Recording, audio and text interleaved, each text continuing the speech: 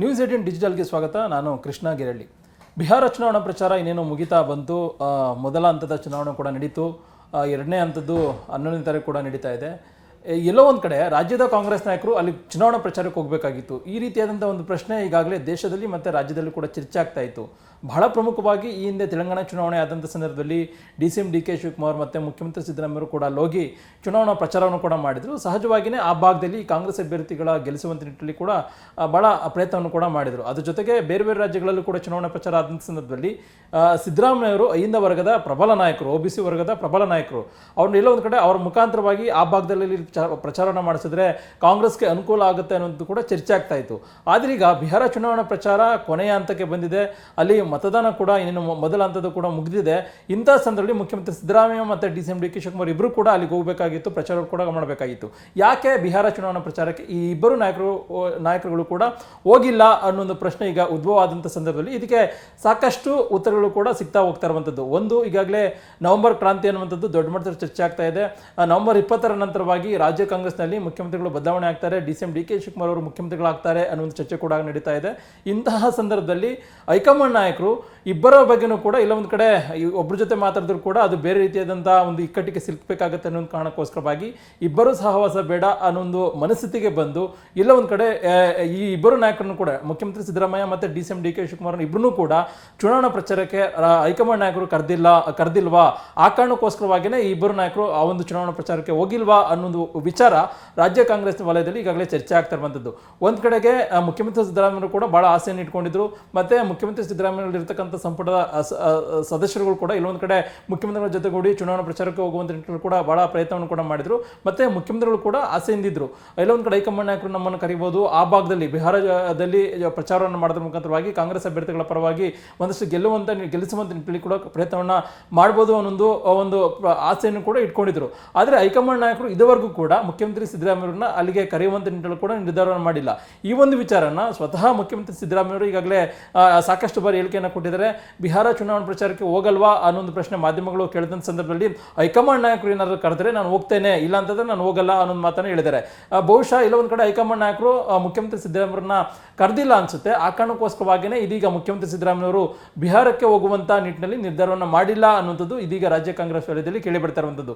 ಮತ್ತೊಂದು ಕಡೆ ಡಿ.ಸಿ.ಎಂ. ಡಿ.ಕೆ. ಶಿವಕುಮಾರ್ ಕೂಡ ಪ್ರಬಲ ನಾಯಕರು, ಈಗಾಗಲೇ ಕರ್ನಾಟಕದಲ್ಲಿ ಕಾಂಗ್ರೆಸ್ ಪಕ್ಷವನ್ನು ಅಧಿಕಾರಕ್ಕೆ ತರುವಂತ ನಿಟ್ಟಿನಲ್ಲಿ ಬಹಳ ಪ್ರಯತ್ನವನ್ನು ಮಾಡಿದಂಥವ್ರು, ಮತ್ತೆ ಈಗಾಗಲೇ ಮುಖ್ಯಮಂತ್ರಿ ರೇಸ್ನಲ್ಲೂ ಕೂಡ ಇರುವಂಥವರು, ಮತ್ತೆ ನವೆಂಬರ್ 20ರ ಬಳಿಕವಾಗಿ ಮುಖ್ಯಮಂತ್ರಿಗಳು ಆಗ್ಬೋದು ಅನ್ನೊಂದು ಕನಸನ್ನು ಕೂಡ ಇಟ್ಕೊಂಡಿದ್ದಾರೆ.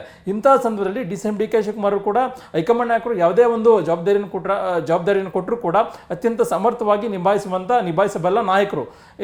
ತೆಲಂಗಾಣ ಚುನಾವಣಾ ಪ್ರಚಾರದಲ್ಲೂ ಕೂಡ ಅವರು ಹೋಗಿ ಅಲ್ಲಿ ಪ್ರಚಾರವನ್ನು ಕೂಡ ಮಾಡಿದ್ರು, ಕಾಂಗ್ರೆಸ್ ಅಭ್ಯರ್ಥಿ ಗೆಲ್ಲಿಸುವಂತ ನಿಟ್ಟಿನಲ್ಲಿ ಕೂಡ ಪ್ರಯತ್ನವನ್ನು ಕೂಡ ಮಾಡಿದ್ರು. ಮತ್ತೆ ಬೇರೆ ಬೇರೆ ರಾಜ್ಯಗಳಲ್ಲಿ ಯಾವುದೇ ಹೈಕಮಾಂಡ್ ನಾಯಕರು ಯಾವುದೇ ಒಂದು ಚುನಾವಣಾ ಪ್ರಚಾರದ ವಿಚಾರ ಬಂದಂಥ ಸಂದರ್ಭದಲ್ಲಿ ಅಲ್ಲಿ ಯಾವುದೇ ಒಂದು ಪಕ್ಷದ ಕಾರ್ಯಕ್ರಮಗಳು ಹಮ್ಮಿಕೊಂಡ್ರು ಕೂಡ ಡಿ.ಸಿ.ಎಂ. ಡಿ.ಕೆ. ಶಿವಕುಮಾರ್ ಅಲ್ಲಿ ಪ್ರಮುಖವಾದಂಥ ನೇತೃತ್ವವನ್ನು ಕೂಡ ವಹಿಸಿಕೊಳ್ತಾ ಇದ್ರು. ಮತ್ತೆ ಅಲ್ಲಿ ಆ ಭಾಗದಲ್ಲಿ ಕಾಂಗ್ರೆಸ್ ಪಕ್ಷವನ್ನ ಸದೃಢ ಮಾಡುವಂತ ನಿಟ್ಟಿನಲ್ಲಿ ಕೂಡ ಕೆಲಸವನ್ನು ಕೂಡ ಮಾಡ್ತಾ ಇದ್ರು. ಆದರೆ ಬಿಹಾರ ಚುನಾವಣಾ ಪ್ರಚಾರದ ಸಂದರ್ಭದಲ್ಲಿ ಡಿ.ಸಿ.ಎಂ. ಡಿ.ಕೆ. ಶಿವಕುಮಾರ್ ಕೂಡ ಬಿಹಾರಕ್ಕೆ ಹೋಗಬೇಕಾಗಿತ್ತು, ಅಲ್ಲಿ ಕಾಂಗ್ರೆಸ್ ಅಭ್ಯರ್ಥಿಗಳ ಪರವಾಗಿ ಚುನಾವಣಾ ಪ್ರಚಾರವನ್ನು ಮಾಡಬೇಕಾಗಿತ್ತು. ಆದರೆ ಎಲ್ಲೋ ಒಂದು ಕಡೆ ಅಲ್ಲಿ ಬಿಹಾರಕ್ಕೆ ಡಿ.ಸಿ.ಎಂ. ಡಿ.ಕೆ. ಶಿವಕುಮಾರ್ ಕೂಡ ಕರೆಸಿಕೊಳ್ಳುವಂತ ನಿಟ್ಟಿನಲ್ಲಿ ಹೈಕಮಾಂಡ್ ನಾಯಕರು ತೀರ್ಮಾನ ಮಾಡಿಲ್ಲ. ಈ ಒಂದು ಮಾತನ್ನು ಸ್ವತಃ ಡಿ.ಸಿ.ಎಂ. ಡಿ.ಕೆ. ಶಿವಕುಮಾರ್ ಕೂಡ ಹೇಳಿದ್ದಾರೆ. ದೆಹಲಿಗೆ ಹೋದಂಥ ಸಂದರ್ಭದಲ್ಲಿ ಹೈಕಮಾಂಡ್ ನಾಯಕರು ಏನಾದರೂ ಬಿಹಾರಕ್ಕೆ ಹೋಗಿ ಅಂತಂದ್ರೆ ನಾನು ಅಲ್ಲಿಗೆ ಹೋಗ್ತೇನೆ ಅನ್ನೊಂದು ಮಾತನ್ನು ಕೂಡ ಡಿ.ಸಿ.ಎಂ. ಡಿ.ಕೆ. ಶಿವಕುಮಾರ್ ಹೇಳಿದ್ರು. ಬಹುಶಃ ಡಿ.ಸಿ.ಎಂ. ಡಿ.ಕೆ. ಶಿವಕುಮಾರ್ ಅವ್ರಿಗೂ ಕೂಡ ಇಲ್ಲ ಒಂದು ಕಡೆ ಹೈಕಮಾಂಡ್ ನಾಯಕರು ಬಿಹಾರ ಚುನಾವಣೆ ಪ್ರಚಾರಕ್ಕೆ ಹೋಗಿ ಅನ್ನೊಂದು ಮಾತನ್ನ ಹೇಳಿಲ್ಲ. ಆ ಕಾರಣಕ್ಕೋಸ್ಕರವಾಗಿಯೇ ಡಿ.ಸಿ.ಎಂ. ಡಿ.ಕೆ. ಶಿವಕುಮಾರ್ ಕೂಡ ಬಿಹಾರಕ್ಕೆ ಹೋಗುವಂತ ನಿಟ್ಟಿನಲ್ಲಿ ನಿರ್ಧಾರವನ್ನು ಮಾಡಿಲ್ಲ ಅನ್ನುವಂಥದ್ದು ಈಗ ಸ್ಪಷ್ಟವಾಗಿ ಗೊತ್ತಾಗ್ತಾ ಇರುವಂಥದ್ದು.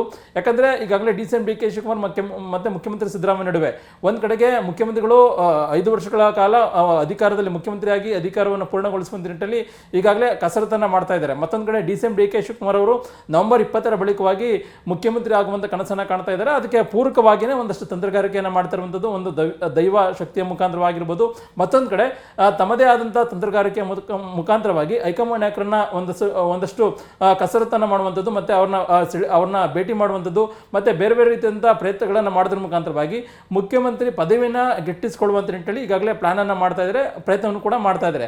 ಒಂದು ವೇಳೆ ಕಡೆ ಏನಾದರೂ ಡಿ ಕೆ ಶಿವಕುಮಾರ್ ಆಗಿರ್ಬೋದು ಮತ್ತು ಮುಖ್ಯಮಂತ್ರಿ ಸಿದ್ದರಾಮಯ್ಯವ್ರನ್ನ ಬಿಹಾರ ಚುನಾವಣೆ ಪ್ರಚಾರಕ್ಕೆ ಕರೆದ್ರೆ ಅಲ್ಲಿಗೆ ಹೋದಂಥ ಸಂದರ್ಭದಲ್ಲಿ ಸಹಜವಾಗಿಯೇ ಈ ಒಂದು ವಿಚಾರವನ್ನು ಅಂದರೆ ಮುಖ್ಯಮಂತ್ರಿ ಪದವಿಯನ್ನು ಮತ್ತು ಅಧಿಕಾರ ಹಂಚಿಕೆ ವಿಚಾರವನ್ನು ಹೈಕಮಾಂಡ್ ನಾಯಕರ ಬಳಿ ಪ್ರಸ್ತಾಪವನ್ನು ಈ ಇಬ್ಬರು ನಾಯಕರುಗಳು ಕೂಡ ಮಾಡ್ಬೋದು ಅನ್ನುವಂಥದ್ದು. ಒಂದು ಕಡೆ ಮುಖ್ಯಮಂತ್ರಿ ಸಿದ್ದರಾಮಯ್ಯವರು ಅಧಿಕಾರದಲ್ಲಿ ಮುಂದುವರಿತೀನಿ ಅನ್ನುವಂಥದ್ದು, ಮತ್ತೊಂದು ಕಡೆ ಡಿ ಕೆ ಶಿವಕುಮಾರ್ ಅವರು ಅಧಿಕಾರ ಹಂಚಿಕೆ ವಿಚಾರವಾಗಿ ಮಾತಿನಂತೆ ನಡ್ಕೊಳ್ಬೇಕು ಅನ್ನೋ ನಿಟ್ಟಿನಲ್ಲಿ ಕೂಡ ಹೈಕಮಾಂಡ್ ನಾಯಕರು ಮುಖ್ಯಮಂತ್ರಿ ಸಿದ್ದರಾಮಯ್ಯರಿಗೆ ಹೇಳಬೇಕು ಅನ್ನೋ ಒಂದು ಒತ್ತಾಯವನ್ನು ಕೂಡ ಡಿ ಕೆ ಶಿವಕುಮಾರ್ ಅವರು ಮಾಡ್ಬೋದು ಅನ್ನೋ ಒಂದು ಕಾರಣಕ್ಕೋಸ್ಕರವಾಗಿಯೇ ಹೈಕಮಾಂಡ್ ನಾಯಕರು ಎಲ್ಲ ಒಂದು ಕಡೆ ಇಬ್ಬರು ನಾಯಕಗಳ ಸಹವಾಸ ಬೇಡ, ಬಿಹಾರ ಚುನಾವಣಾ ಪ್ರಚಾರವನ್ನು ಮಾಡ್ಕೊಳ್ತೀವಿ ಅನ್ನೊಂದು ಏನು ಮನಸ್ಥಿತಿಗೆ ಬಂದ್ರ ಆ ಕಾರಣಕ್ಕೋಸ್ಕರವಾಗಿಯೇ ಈ ಇಬ್ಬರು ನಾಯಕರನ್ನು ಕೂಡ ಎಲ್ಲ ಒಂದು ಕಡೆ ಈ ಬಿಹಾರ ಚುನಾವಣಾ ಪ್ರಚಾರದಿಂದ ದೂರ ಇಟ್ರ ಅನ್ನೊಂದು ವಿಚಾರ ಈಗ ರಾಜ್ಯ ಕಾಂಗ್ರೆಸ್ ವಲಯದಲ್ಲಿ ಈಗಾಗಲೇ ದಟ್ಟವಾಗಿ ಕೇಳಿ ಬರ್ತಾ ಇರುವಂಥದ್ದು.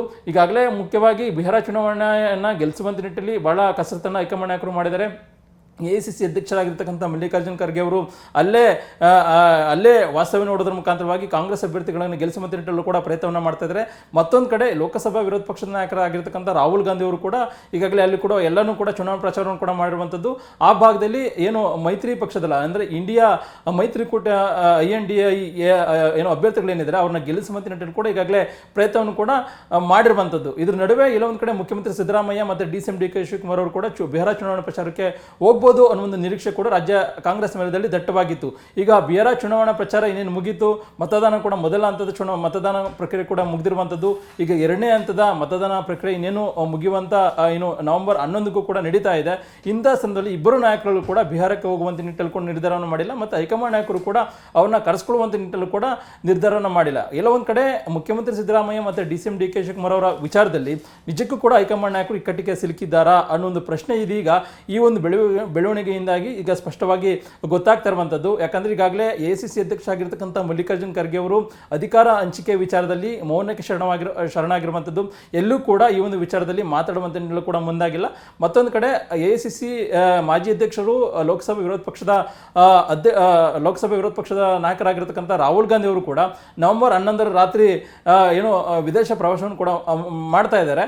ಹೀಗಾಗಿ ರಾಜ್ಯ ಕಾಂಗ್ರೆಸ್ ನಾಯಕರಿಗೆ ಏನಾದರೂ ಭೇಟಿಗೆ ಅವಕಾಶ ಮಾಡಿಕೊಟ್ರೆ ಎಲ್ಲ ಒಂದು ಕಡೆ ಮುಖ್ಯವಾಗಿ ಅಧಿಕಾರ ಹಂಚಿಕೆ ವಿಚಾರದಲ್ಲಿ ಏನಾದರೂ ಒಬ್ಬರಿಗೆ ಮಾತು ಕೊಟ್ಟು ಒಬ್ರಿಗೆ ವಿಚಾರದಲ್ಲಿ ಏನಾದರೂ ಆಗಲಿಲ್ಲ ಅಂತಂದರೆ ಮಾತು ಕೊಟ್ಟದ್ದು ನಡೆಸ್ಕೊಡ್ಲಿಲ್ಲ ಅಂತಂದರೆ ಅದು ಬೇರೆ ರೀತಿಯಾದಂಥ ವಿಕೋಪಕ್ಕೆ ತಿರುಗಬಹುದು ಅನ್ನೋದು ಕಾರಣಕ್ಕೋಸ್ಕರವಾಗಿಯೇ ಹೈಕಮಾಂಡ್ ನಾಯಕರು ಈ ಒಂದು ರಾಜ್ಯ ಕಾಂಗ್ರೆಸ್ ನಾಯಕರ ವಿಚಾರದಲ್ಲಿ ಎಲ್ಲೊಂದು ಕಡೆ ಅಂತರವನ್ನು ಕಾಯ್ದುಕೊಂಡ್ರ ಅನ್ನೊಂದು ವಿಚಾರ ಈಗ ಸಹಜವಾಗಿ ರಾಜ್ಯ ಕಾಂಗ್ರೆಸ್ನಲ್ಲಿ ಉದ್ಭವ ಆಗಿರುವಂಥದ್ದು ನೋಡಬೇಕಾಗುತ್ತೆ. ಈಗಾಗಲೇ ಬಿಹಾರ ಚುನಾವಣಾ ಪ್ರಚಾರದಿಂದ ರಾಜ್ಯ ಕಾಂಗ್ರೆಸ್ ನಾಯಕರು ಹೋಗಿಲ್ಲ, ಚುನಾವಣಾ ಪ್ರಚಾರಕ್ಕೂ ಕೂಡ ಅಲ್ಲಿ ಮಾಡುವಂಥ ಕೂಡ ನಿರ್ಧಾರ ಹೋಗಿಲ್ಲ, ಮತ್ತು ಮುಖ್ಯಮಂತ್ರಿ ಸಿದ್ದರಾಮಯ್ಯ ಕೂಡ ಹೋಗಿಲ್ಲ, ಡಿ ಕೆ ಶಿವಕುಮಾರ್ ಕೂಡ ಹೋಗಿಲ್ಲ. ಚುನಾವಣೆ ಘೋಷಣೆಗೂ ಮುಂಚಿತವಾಗಿ ಅವರು ಡಿ ಕೆ ಶಿವಕುಮಾರ್ ಹೋಗಿ ಬಂದಿದ್ರು, ಆದರೆ ಪ್ರಚಾರಕ್ಕೆ ಹೋಗಲಿಲ್ಲ. ಬಹುಶಃ ಇಬ್ಬರು ನಾಯಕರ ನಡೆ ವಿಚಾರದಲ್ಲಿ ಹೈಕಮಾಂಡ್ ನಾಯಕರು ಅಂತಿಮವಾಗಿ ಏನು ತೀರ್ಮಾನ ತೆಗೆದುಕೊಳ್ಳುತ್ತೆ ಅನ್ನೋದು ಈಗ ಸಾಕಷ್ಟು ಕುತೂಹಲಕ್ಕೆ ಎಡೆ ಮಾಡಿಕೊಂಡಿರುವಂಥದ್ದು ನೋಡಬೇಕಾಗುತ್ತೆ. ನವೆಂಬರ್ 14ರ ನಂತರ ಅಂದರೆ ಬಿಹಾರ ಚುನಾವಣಾ ಫಲಿತಾಂಶ ನವೆಂಬರ್ 14ನೇ ತಾರೀಕು ಪ್ರಕಟ ಆಗುತ್ತೆ. ಅದಾದ ನಂತರವಾಗಿ ರಾಜ್ಯದಲ್ಲಿ ಅದರಲ್ಲೂ ಮುಖ್ಯವಾಗಿ ರಾಜ್ಯ ಕಾಂಗ್ರೆಸ್ನಲ್ಲಿ ಏನು ಬೆಳವಣಿಗೆ ಆಗುತ್ತೆ, ಆ ಒಂದು ಬೆಳವಣಿಗೆ ಆಧಾರದ ಮೇಲೆ ಮುಂದಿನ ದಿನಗಳಲ್ಲಿ ಹೈಕಮಾಂಡ್ ನಾಯಕರು ಏನು ನಿರ್ಧಾರವನ್ನು ತೆಗೆದುಕೊಳ್ತಾರೆ ಅನ್ನೋದು ಈಗ ಸದ್ಯಕ್ಕೆ ಕುತೂಹಲಕ್ಕೆ ಎಡೆ ಮಾಡಿಕೊಂಡಿರುವಂಥದ್ದು. ನಿರ್ಭೀತ, ನಿಷ್ಪಕ್ಷಪಾತ, ವಿಶ್ವಾಸಾರ್ಹ ಸುದ್ದಿಗಳಿಗೆ ಮತ್ತೊಂದು ಹೆಸರಾಗಿರೋ News18 ಕನ್ನಡ ಈಗ ಆಪ್ನಲ್ಲೂ ಲಭ್ಯ ಇದೆ. ದಯವಿಟ್ಟು ಇಲ್ಲಿರೋ QR ಕೋಡ್ ಅನ್ನು ಸ್ಕ್ಯಾನ್ ಮಾಡಿಕೊಂಡು ಆಪ್ ಡೌನ್ಲೋಡ್ ಮಾಡೋದಕ್ಕೆ ಮರಿಬೇಡಿ. ನಿಮ್ಮ ಬೆಂಬಲ ಹೀಗೆ ಸದಾ ನಮ್ಮೊಂದಿಗಿರಲಿ. ಧನ್ಯವಾದ.